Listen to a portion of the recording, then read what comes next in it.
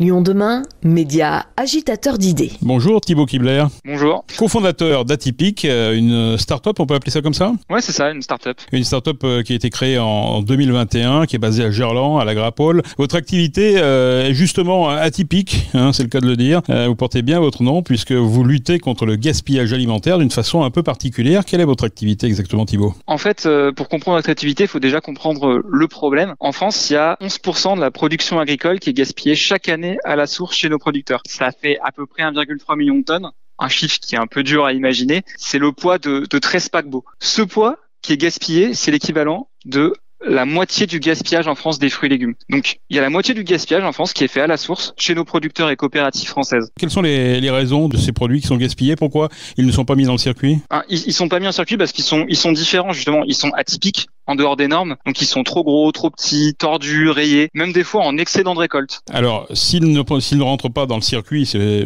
pour une raison qui est assez simple, c'est qu'ils ne sont pas vraiment conformes. Pourquoi, chez vous, ils deviennent tout à fait fréquentables, entre guillemets ? En fait, c'est notre fonctionnement. Nous, on va voir les producteurs et les coopératives qui sont dans le besoin parce que, comme j'ai dit, la moitié du gaspillage vient au niveau des productions. Donc, ils sont embêtés avec des produits, ils ne savent pas quoi en faire, qui n'ont zéro valeur marchande parce que si on vend pas un produit, on ne se fait pas d'argent. Nous, on est une solution. On leur achète leurs produits à un prix juste, intermédiaire, donc moins cher quand même que les produits qui sont de normes conventionnelles, mais quand même mieux que ce qui pourrait valoriser donc ce qu'on appelle un segment qui est l'industrie, où on vend normalement des produits qui sont plutôt abîmés ou qui ne sont pas propres à la consommation directe par les consommateurs. Et on est vraiment sur des produits qui ont une qualité gustative, une qualité de goût, mais qui sont juste différents. Et donc, on a un prix intermédiaire avec nos fournisseurs et on peut proposer donc des produits à des prix moins chers à nos clients. Donc on crée un nouveau débouché en fait sur ces produits. On structure la filière. Comment sont récupérés ces fruits et légumes pas très beaux, pas très conformes ? Ça peut paraître un peu compliqué parce que nous on se source dans toute la France et nous on est une petite start-up, on est 4. Donc qu'est-ce qu'on peut faire ? Et ben en fait, je me demandais qu'effectivement pour 1,3 million de tonnes, c'était un peu difficile avec 4 salariés.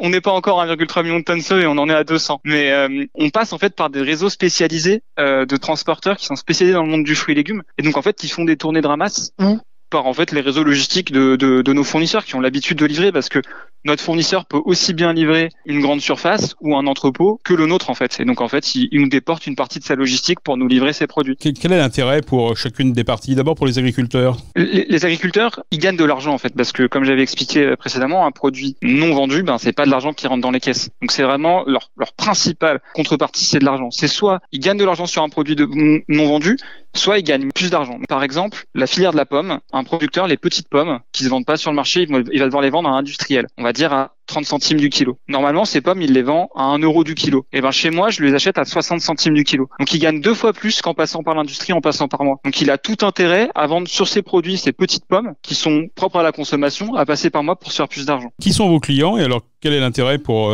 vos clients d'avoir des pommes pas très petites, des oranges qui ont des formes de clémentine Déjà, si on retombe sur si les producteurs me vendent des produits moins chers, en fait, moi, je les vends aussi moins cher à mes clients. Donc, mes clients, bien sûr, déjà, ils gagnent de l'argent, en fait, parce qu'ils achètent des produits moins chers. Mais l'autre levier aussi de leur côté, c'est que ils peuvent se permettre, en gagnant cet argent, de passer sur une offre plus haut de gamme.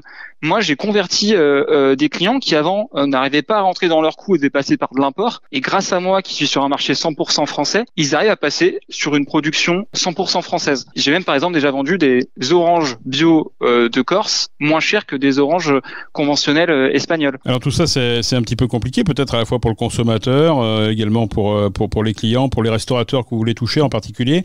Ça va s'accompagner d'une démarche un petit peu pédagogique. C'est un petit peu votre rôle, finalement, chez Atypique. C'est ça exactement, parce que on a un rôle à la fois de vendeur, donc aux professionnels, c'est vraiment le positionnement de base, mais on aide aussi les professionnels à mieux vendre ces produits aux consommateurs avec donc toute une image de marque. C'est pour ça qu'on s'appelle Atypique d'ailleurs, parce que Atypique, comme son l'indique, c'est des choses qui sont différentes. On a un nom français et on vend des produits français. Et on veut mettre en avant à la fois les producteurs et les coopératives qui font ces produits, donc les humains derrière le produit et la démarche. Comme ça, le consommateur va vraiment comprendre ce qu'il gagne à passer par ces produits français, donc plus locaux et de super qualité. En fait, un produit, il a beau être différent visuellement, en goût, il est exactement pareil. Quel accueil vous avez eu auprès des restaurateurs ? Vous êtes allé les voir, les restaurateurs lyonnais ? Un accueil plutôt réussi, notamment la restauration collective, parce que on arrive dans une époque où il y a une loi qui est passée il y a quelques années qui rentre en vigueur, qui s'appelle la loi Egalim, donc ils doivent prendre des produits certifiés. Donc on arrive vraiment à un moment où il y a une tension. notamment malheureusement la guerre en Ukraine qui fait augmenter des prix. Donc on est sûr c'est salutaire de leur côté de nous voir arriver, mais on travaille aussi avec des traiteurs et des institutions lyonnaises comme la Maison Pignol, le traiteur Le Moulin. On travaille vraiment avec tout type d'acteurs, plutôt la restauration collective, les traiteurs, et on espère pouvoir dans le futur se lancer également sur des plus petits acteurs comme des restaurants de quartier, mais en fait c'est un fonctionnement un peu différent parce que leurs volumes sont plus petits. Vous pouvez même nous trouver dans des épiceries de quartier comme la Fourmi, l'épicerie anti-gaspi ou l'épicerie idéale, Trois Petits Pois. Comment va se dérouler maintenant le développement de votre boîte? Parce que c'est un petit peu, je dirais, ça risque d'être quand même, de devenir quand même en quelque sorte un exemple atypique.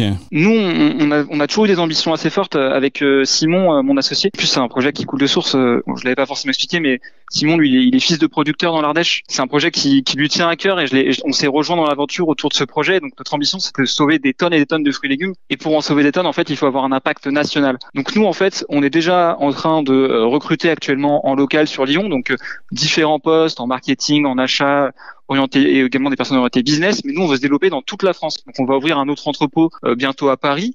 Et puis l'année prochaine, on aimerait ouvrir des entrepôts dans d'autres métropoles. L'objectif, c'est d'avoir justement ce côté encore local et de proximité, un entrepôt qui est proche d'une métropole pour pouvoir livrer au mieux les acteurs du coin et leur proposer cette offre de produits anti-gaspi français de super qualité. Comment vos interlocuteurs se mettent en contact avec vous? Je suppose qu'il y a une appli à la fois pour les clients, pour les fournisseurs. Côté producteur, effectivement, on a une application mobile qui n'est pas obligatoire parce qu'on force pas non plus. C'est pas les personnes les plus orientées. C'est souvent les jeunes producteurs qui sont contents de travailler avec nous sur ça. Puis les plus vieux préfèrent nous avoir au téléphone, mais on est ouvert à tout. On peut même nous contacter via notre site web. On aime beaucoup aussi le bouche à oreille, donc si les gens en parlent autour d'eux, c'est super. Moi, ça m'est déjà arrivé qu'un producteur vienne de la part de sa banquière, nous avait vu passer sur les réseaux sociaux et on a pu lui vendre 3 tonnes de courges, donc c'est toujours bien un petit peu ces retours terrain quand les consommateurs nous faut remonter les informations et que les producteurs puissent nous connaître. Et côté client, sur notre site web, on a une plateforme en ligne où ils peuvent passer commande facilement et après on les livre dans Lyon du jour au lendemain et après même dans tout Auvergne-Rhône-Alpes.